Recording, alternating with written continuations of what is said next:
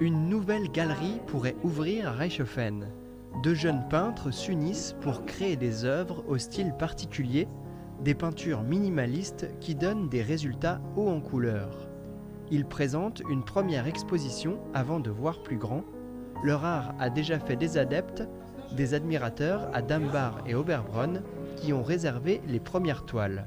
Nous nous trouvons là devant une œuvre d'une artiste méconnue qui s'inspire directement de la période post-impressionnisme que tout le monde connaît bien et qui s'apparente à un courant où l'abstraction est quand même la règle.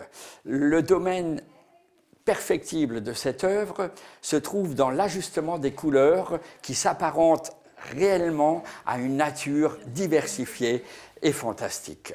Il s'agit sans doute là d'une aventure peu commune où cette jeune artiste peintre a assurément un talent qui peut convenir à établir un nouveau courant pictural. Un courant qui amène le public dans un univers où l'émotion est omniprésente. Les artistes assument un choix, celui de baser leurs œuvres sur la critique de la société de consommation, une influence de l'art contemporain. Gageons qu'elles sauront trouver leur public. Elles ont pour projet de faire des œuvres totalement différentes, plus représentatives, mais il faudra encore attendre quelques années pour voir le résultat. Mais avant de commencer, comme partout en France, le drapeau de la gendarmerie est en berne pour saluer la mémoire de l'un des leurs, le lieutenant-colonel Arnaud Beltrame. Mort en héros, il s'était substitué à une otage lors de l'attentat terroriste à Trèbes. Il a succombé à ses blessures ce samedi 24 mars. Un hommage national lui a été rendu. Mais avant de commencer, comme partout en France, les drapeaux de la gendarmerie et des mairies sont en berne pour saluer la mémoire du lieutenant-colonel Arnaud Beltrame. Il s'était substitué à une otage lors de l'attentat terroriste à Trèbes et il a succombé à ses blessures. Un hommage national lui a été rendu ce mercredi. Les gendarmes des brigades du secteur se sont rassemblés à Haguenau en mémoire de leurs collègues morts en héros. Troisième et dernière partie de la saison culturelle dans le pays de Niederbronn-les-Bains. Découvrez J'habite encore chez ma femme, une comédie légère, mêlant situations abracadabrantesques et quiproquos, écrite par Jean Chris, le samedi 7 avril à 20h30 au Moulin Neuf. J'ai un grand-père pétomane.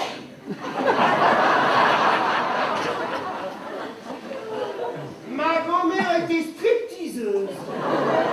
T'as une grand-mère stripteaseuse, toi? Non.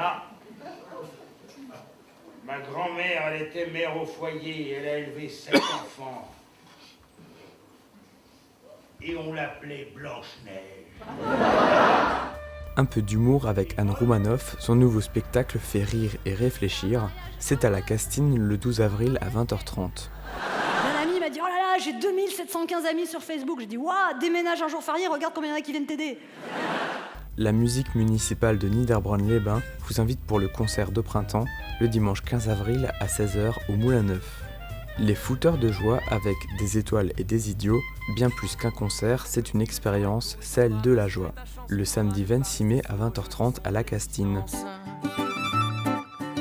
Quand je te vois les bras pendus, à ne respirer que d'un poumon, je songe à tout ce temps perdu, à te regarder dans la glace. À te regarder dans la glace. Retrouvez la compagnie Théâtre de la Cour au Jardin au Moulin Neuf pour la comédie Maman pète les plombs, vendredi 8 juin et samedi 9 juin à 20h30 et le dimanche 10 juin à 16h. Musique avec Saori Jo. Entre baroque, blues, pop ou rock, elle se plaît à mélanger les genres. Les 14 titres de son nouvel album seront à découvrir lors de son concert le samedi 16 juin à 20h30 au Moulin Neuf.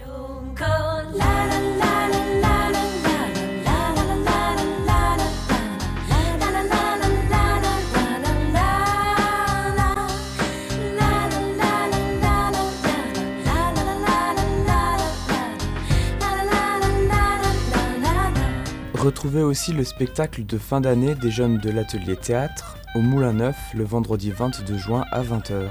Un peu de lecture avec les aventures des 5 valeureux d'après Albert Cohen à la guinguette du Herrensberg le samedi 23 juin à 20h.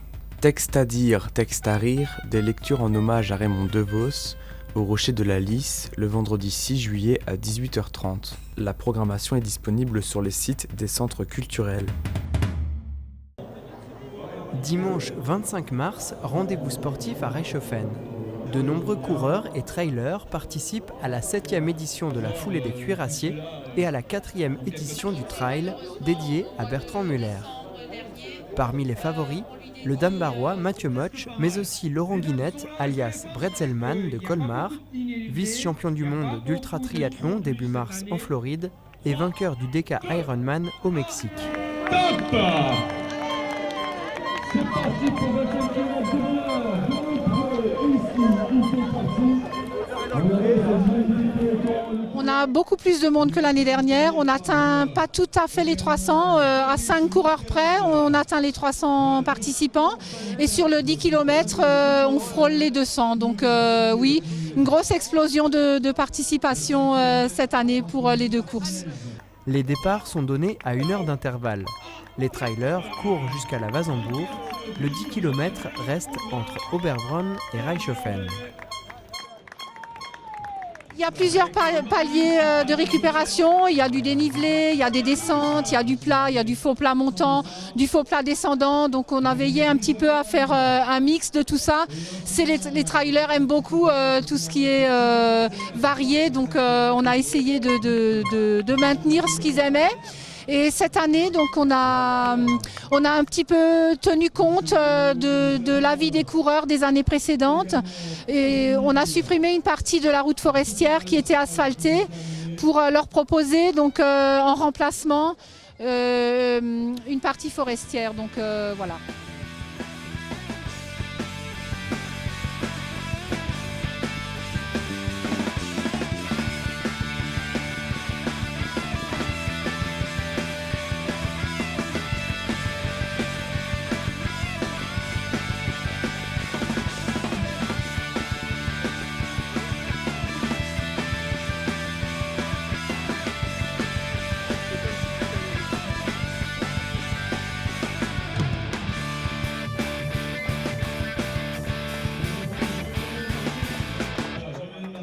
À l'arrivée des foulées, le fidèle de l'épreuve, Jean-Manuel Martinez, ferme la course remportée en 38 minutes par Frédéric Osterstock et Hélène Fröhlich en 44 minutes chez les femmes.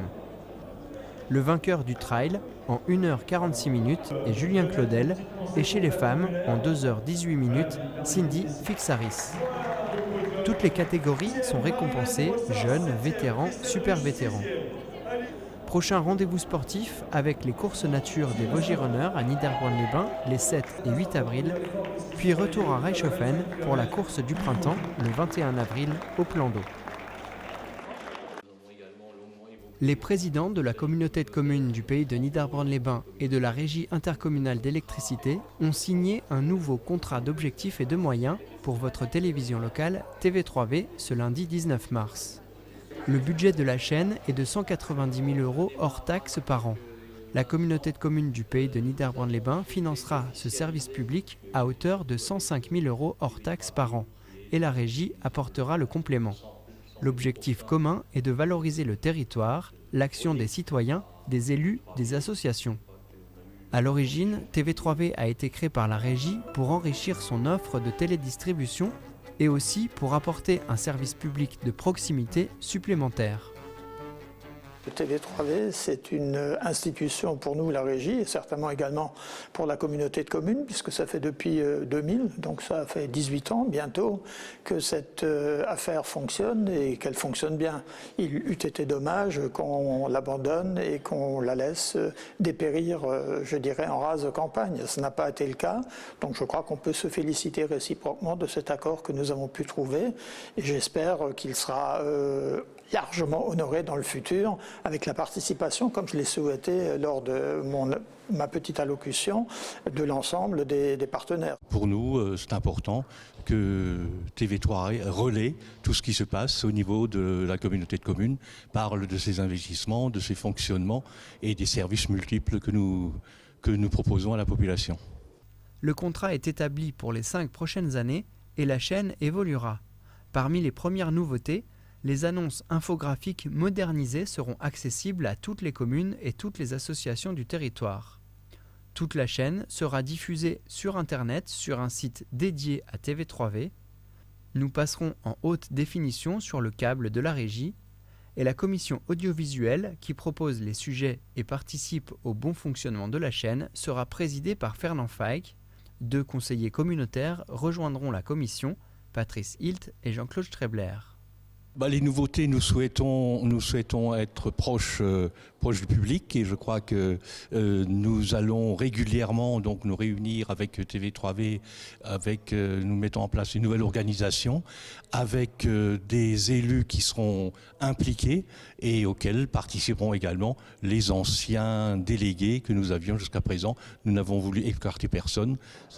Nous attendons toutes vos suggestions, mais déjà grâce à vos informations, nous avons réalisé plus de 3500 reportages. Saviez-vous qu'il y avait sur notre territoire un patrimoine exceptionnel, un champion d'acrobatie à moto, un créateur de costumes fantastiques pour le cinéma, des chanteurs et des chanteuses renommés, des artistes talentueux? Vous l'avez découvert sur TV3V et ce n'est pas fini.